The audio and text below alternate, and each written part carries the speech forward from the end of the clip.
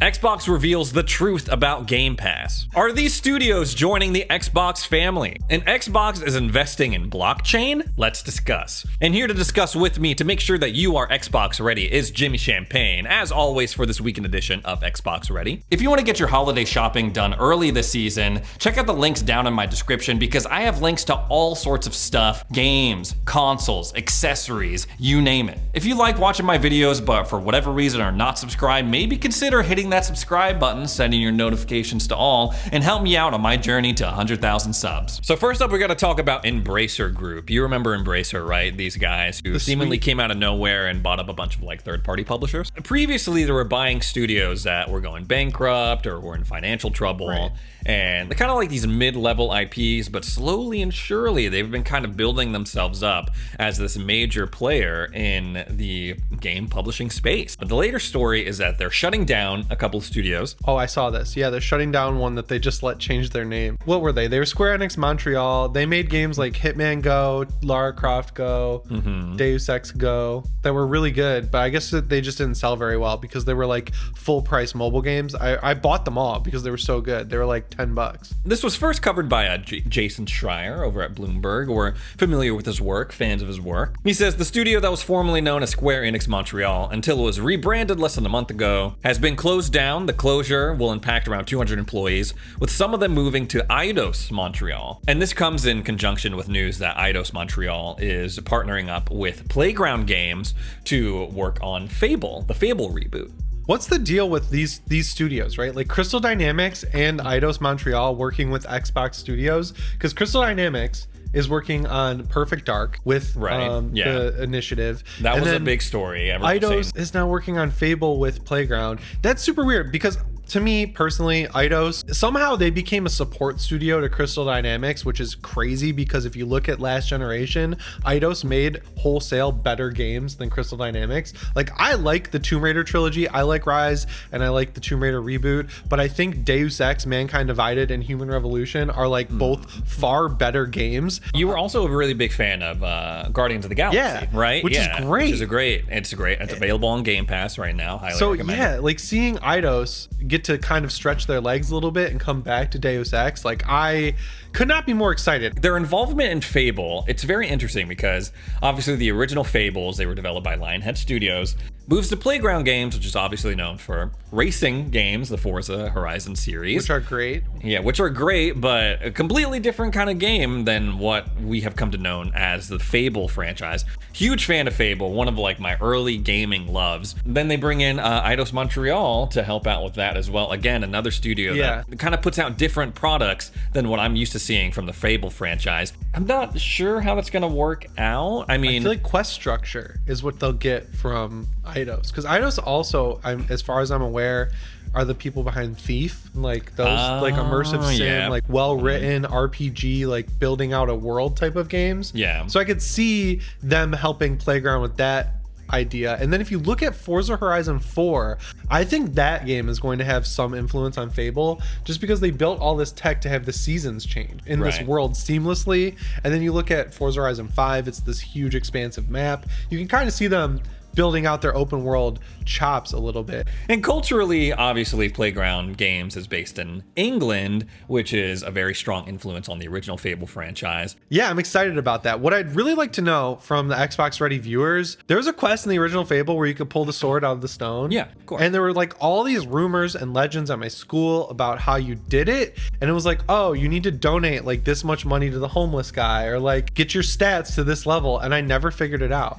From what I remember, it was just you had to max out strength. That was it. Like you had to be the absolute bulkiest beefy that you could be, like in terms of the strength stat. So yeah, it makes sense. I'm talking through it now. Playground Games, they bring the open world ammunition, and then Eidos Montreal, hopefully kind of they're able to form a great narrative and world build and give some really awesome quests. Next up, we have another special edition Xbox, and this time it's a Series X. Usually they're Series S consoles, but this time it's a Series X, ladies and gentlemen. I love talking about these because they just look cool. Like they do a good job with these, I feel like. This time it is in conjunction with promoting Wakanda Forever, the new Black Panther film. they're throwing in some extra bells and whistles. It's not just like a cool console and a controller. I mean, the console looks cool, but like it looks like they're giving away 2 controllers, maybe, like with the same like Black Panther suit skin, but also it looks like it's got Shuri's little like glove, her whole like the things. Yeah, these are cool. I wish once in a while they would actually sell these to people instead of them just being Twitter giveaways. So apparently, in order to win, you got to complete the challenge, and you could win one of the 5 Ultimate Wakanda Forever inspired packages, including a custom Marvel Studios Black Panther Wakanda Forever inspired Series X, matching controllers, and even your own set of replica Kimoyo beads. This is kind of like a cool throwback, because didn't they also do this for the first Black Panther film? Yeah. They also had a special edition, I think a 1X? Yeah. It was? Because the other one just had like Black Panther face, the mask on top of it. This one comes with 2 controllers, which is crazy. So you get a Series X with 2 controllers that looks pretty dope there. The challenge is a game. Okay, so you have to memorize a sequence of beads and then play it and try. It's like a game of like a bop it. Oh, cool. If you want a chance to win this special edition Wakanda Forever Series X, go on over to the Xbox website and follow the instructions there. Next up, we got to talk about Game Pass, specifically this article. It seems that the opinion coming out of the major media outlets that cover gaming is that Xbox is changing up its tone a little bit when it comes to Game Pass. Now, this kind of ties into some stuff we were talking about last week when Phil Spencer came out and said, yeah, console Game Pass growth is kind of slowing down. The ceiling's a little bit lower than we kind of hope. He even went so far as to say, like, it feels like we're kind of tapping out on the potential of Game Pass subscribers on consoles. Now, previously the narrative was like, at least from my perspective, was Xbox Game Pass kind of saved the Xbox brand, you know, digging it out of its hole from the last generation. And now, recent comments, it's like, okay, what's kind of going on with Game Pass? I'm sure a lot of that has to do with the acquisition. They're trying to be like, you know, Game Pass is not as serious as you guys might think. It's also not our only thing.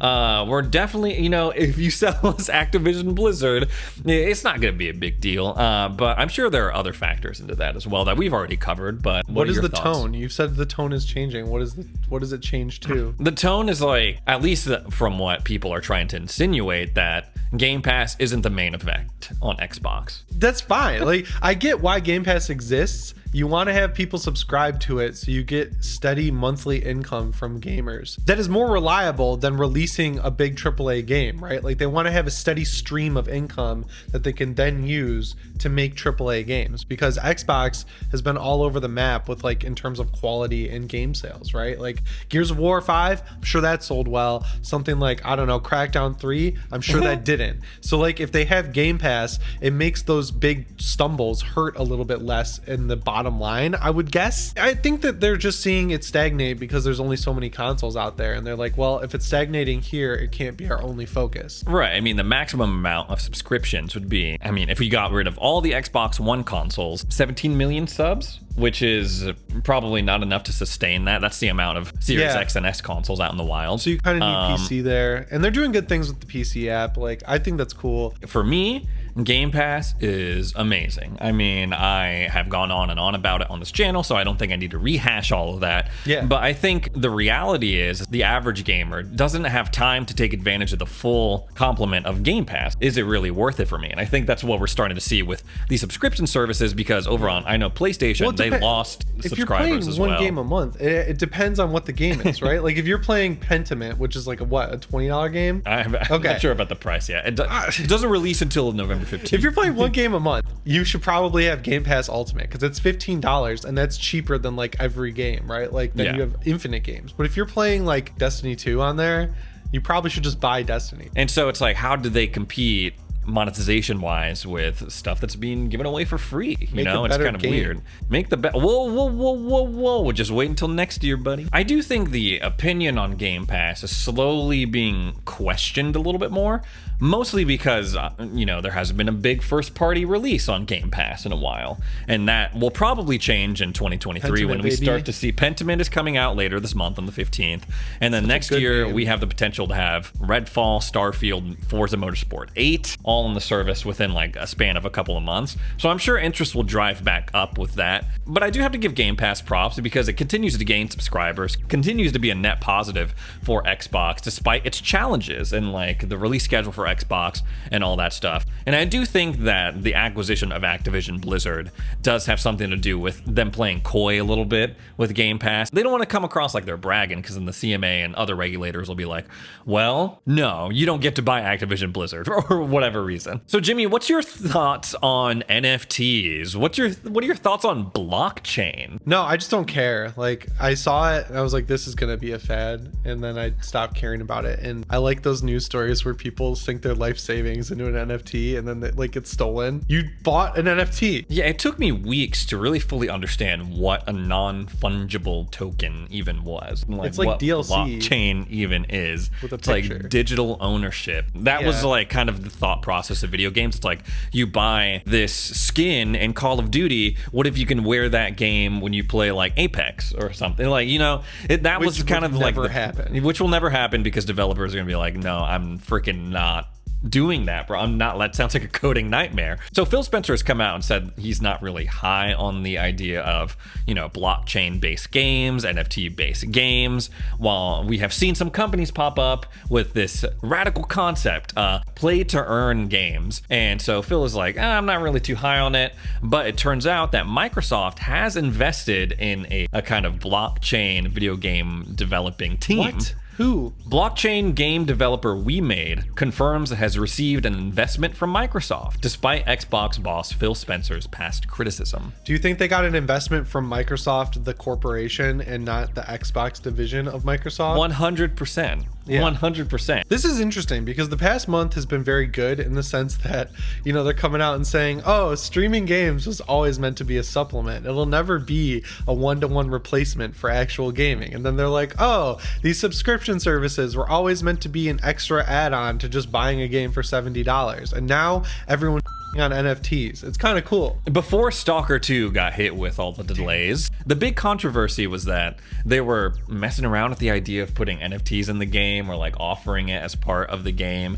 And the people were like, no, typing on Twitter like, no, please, no. And they were like, okay. Just kidding, guys. We're not going to do it. And everyone rejoiced. Finally, Twitter was used for something good. Yeah, I feel like that was just a genuine mistake on their part. I mean, GSC Game World, I don't even know who was involved in that company anymore, because they broke up after Stalker, I don't know what it's called, Stalker Clear Sky. There's 3 Stalker games that all take place in largely the same map, and after the third one they sort of broke up and Stalker 2 never happened. But then I guess GSC Game World's back and they're making Stalker 2. So yeah, it seems like they're a little unorganized, so I could see that just being a genuine mistake, but I'm still excited for Stalker. So the company WeMade, it's like kind of a troubling thing to think about. It's like, I don't want more annoying stuff in games. I feel like we're already at a saturation point where it's like, dude, I don't want to sign up for like 1 million accounts just to play one game. I don't want to like a stupid monetization thing being shoved down my throat every time I freaking log in, whether it be DLC, skins, cosmetics, whatever.